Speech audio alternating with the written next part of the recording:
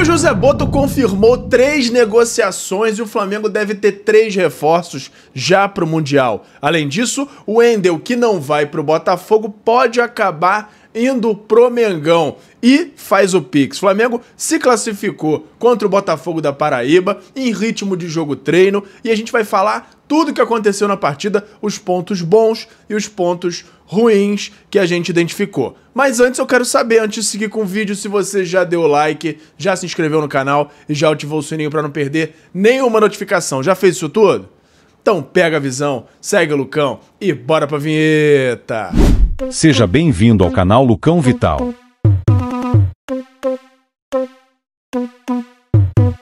E fala galera, eu sou o Lucão Vital, estamos aqui hoje para falar tudo do nosso Mengão, começando, é claro, com Flamengo e Botafogo da Paraíba, que fizeram um jogo ontem bem movimentado.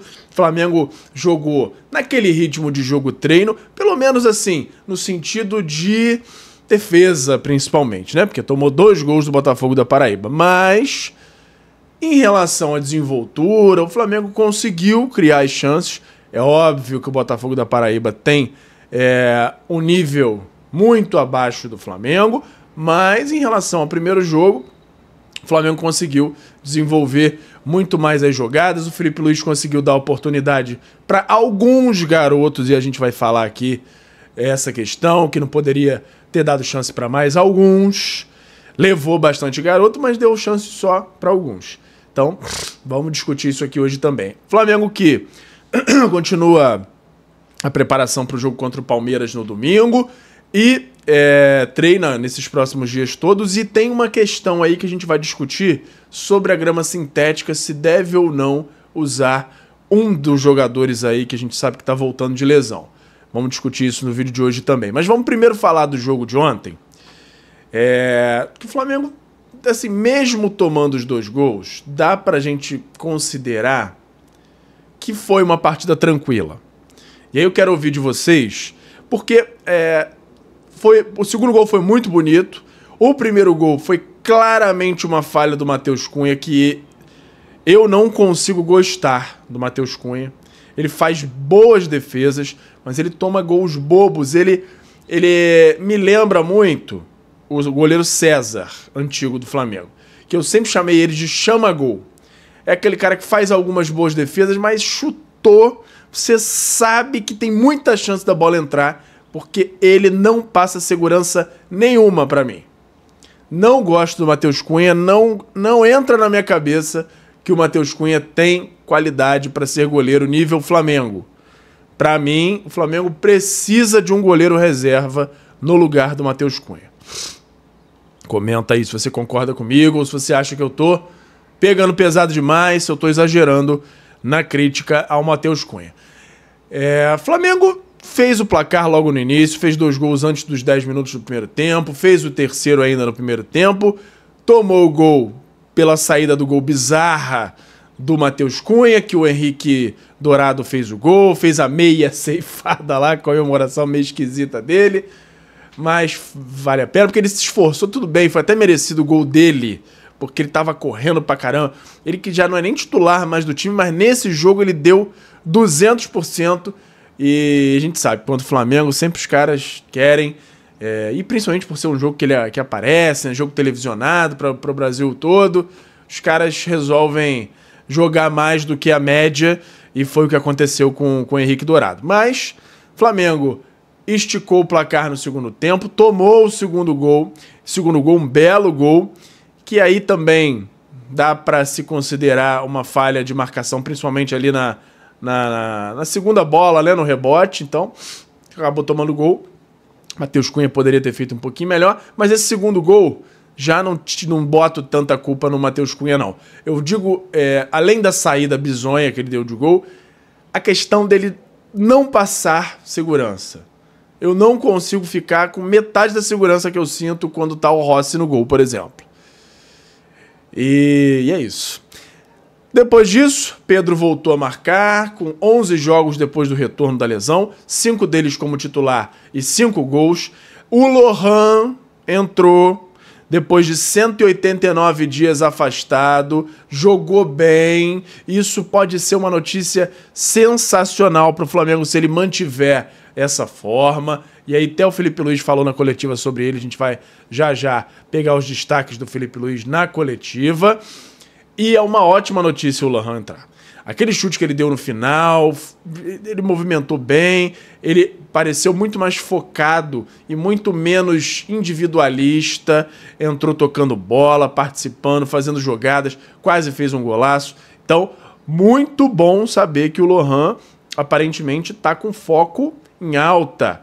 Espero que ele mantenha esse nível aí, mas é isso. Então, o Lohan é um cara que a gente precisa ficar de olho e tomara que mantenha essa forma e continue jogando o melhor futebol possível, porque ele tem muita bola, inclusive pode valorizar muito mais e ser vendido muito mais caro do que os 8 milhões de euros que seriam pagos lá pelo CSKA da Rússia.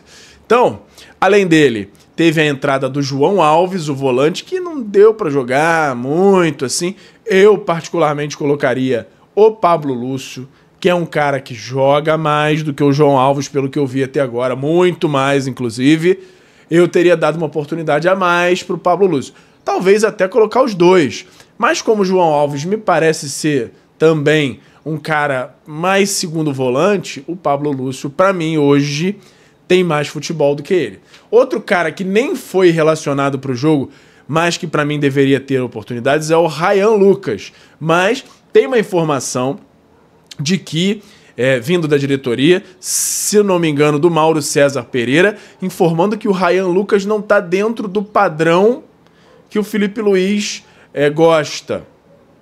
E eu não entendo, porque ele é jogador de seleção de base, é um dos melhores meio-campos nessa faixa etária que a gente tem no Brasil. Então, não entendo porque o Ryan Lucas não é, no mínimo, considerado para ficar no banco e jogar numa partida como essa. E ainda mais com o Flamengo com essa falta de jogador de meio campo que vem passando atualmente por conta das lesões. Então, é um cara que eu acho que deveria ter sido no mínimo relacionado e, se possível, colocado para jogar pelo menos alguns minutos. Comenta aí sua opinião, se você conhece o Ryan Lucas e se você concorda comigo que ele deveria ter entrado. Outro cara que foi muito bem para mim foi o Ayrton Lucas, que muitas vezes demonstra alguma insegurança, principalmente na defesa. Nesse jogo, dentro das possibilidades, ele foi bem.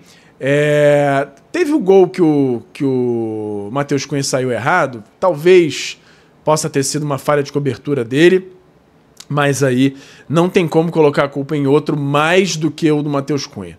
Porque o cara tinha cobertura, ele viu que tinha cobertura, tinha o Danilo chegando. O Henrique Dourado não é um cara tão veloz, ele ia correr para o lado do campo, não ia sair na cara do gol. Então, para mim foi um equívoco gigante do Matheus Cunha, não dá para culpar mais ninguém nesse gol aí, além do goleiro. Um cara que foi bem demais, na minha opinião, e é ótimo porque ele vai ter que ser titular no domingo, é o Varela. Varela entrou muito bem, fez gol, deu assistência. E o Wesley, como está suspenso para o jogo de domingo, eu acredito que o Felipe Luiz tenha colocado o Varela para pegar esse ritmo e fazer o Varela já entrar no esquema de jogo de novo, porque ele vai ser titular domingo num jogo pedreira contra o Palmeiras. Então, muito bom ver o Varela jogar dessa forma que ele jogou na partida de ontem.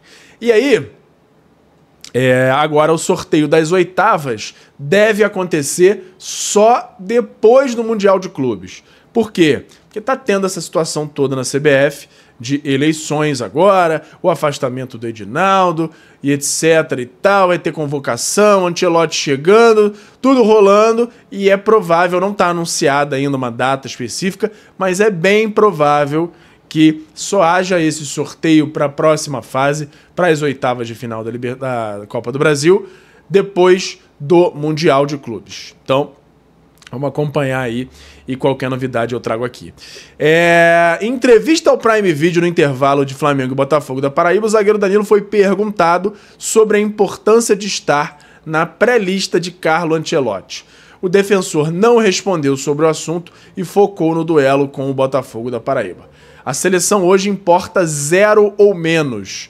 Quanto ao nosso comportamento hoje, independentemente do primeiro resultado e com todo respeito ao Botafogo, a gente tinha esse objetivo de estar concentrado e tentar, de certa forma, pressionar eles o tempo inteiro.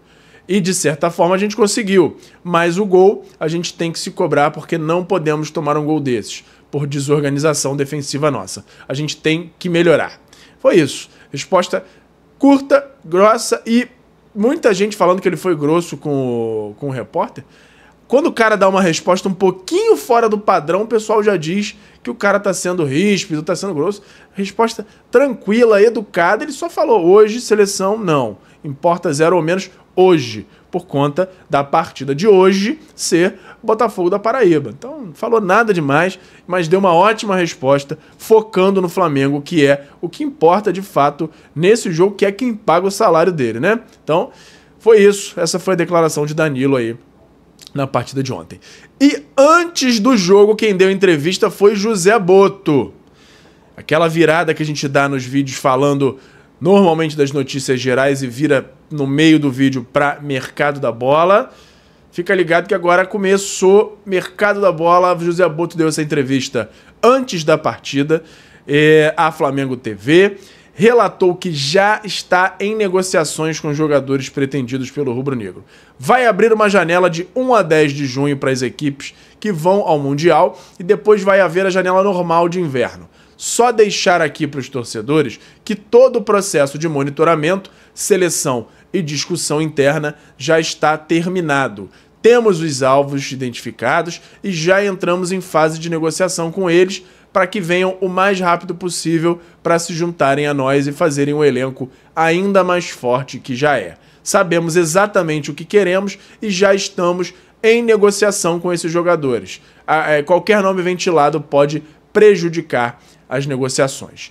E aí, a gente soube pelos bastidores, e a informação do canal Flamengo Maior, também tem informação de Flazoeiro e Paparazzo Rubro-Negro, com o complemento de Mauro César Pereira, que esses jogadores são 2 alas, pontas, um meia armador, além do Jorginho. Esses 2 alas e pontas, muitos indícios dão conta de que são Pedrinho do Zenit, ex-Corinthians, base do Corinthians, e Wesley do Al Nassr, também base do Corinthians, ex-Corinthians. Esses são os 2 jogadores que o Flamengo tenta trazer para, como eu trouxe no vídeo de ontem, oxigenar as pontas do ataque do Flamengo. Quem é o meia 10?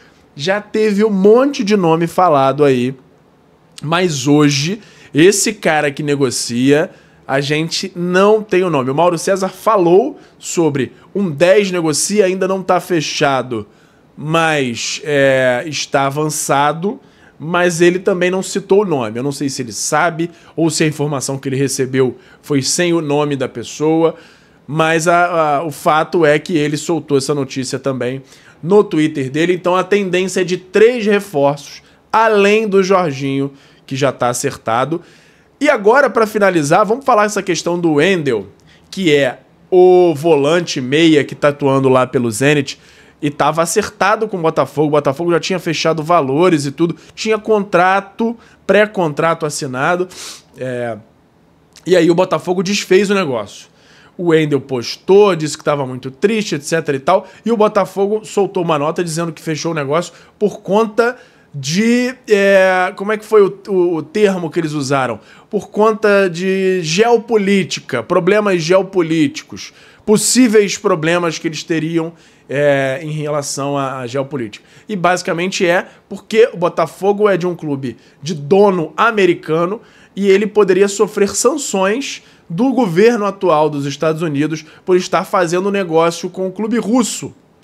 Então, eles encerraram as negociações com o Wendel e aí o Flamengo já foi atrás, porque o Wendel é um cara que o Flamengo toda janela tenta. Toda janela tenta contratar o jogador. Já saiu notícia que o Flamengo acertou e aí depois o Zenit deu para trás e depois a negociação deu errado por isso, por aquilo. Mais uma vez o Flamengo agora, sabendo que ele está livre no mercado, vai atrás, vai entender que valores seriam esses necessários para trazer o jogador e pode fazer uma proposta nessa próxima janela, mas no momento o que tem é uma sondagem e nada além. Então, vamos continuar acompanhando qualquer novidade sobre o Wendel e sobre qualquer outra contratação eu trago aqui pra vocês, beleza? Por hoje era isso. E fala, galera da nação rubro-negra, nação maior e mais amada de todo o Brasil. Antes de encerrar o vídeo, eu quero saber se você já deu like no vídeo, já se inscreveu no canal e já ativou o sininho pra não perder nenhum novo vídeo. Além disso, tem o botão hypar, que me ajuda muito a levantar o vídeo, a mandar o vídeo para cada vez mais gente. Você que tá aí no celular, lá na parte dos comentários, é só arrastar pro lado que vai aparecer a opção de hypar, e você clicando lá me ajuda muito a crescer o canal e me incentiva a continuar produzindo conteúdo aqui para vocês. Me ajuda nisso aí, beleza? Muito obrigado e até a próxima. Obrigado por assistir. Não se esqueça de deixar o like, se inscrever no canal, ativar o sininho das notificações e nos seguir em todas as redes. Até a próxima!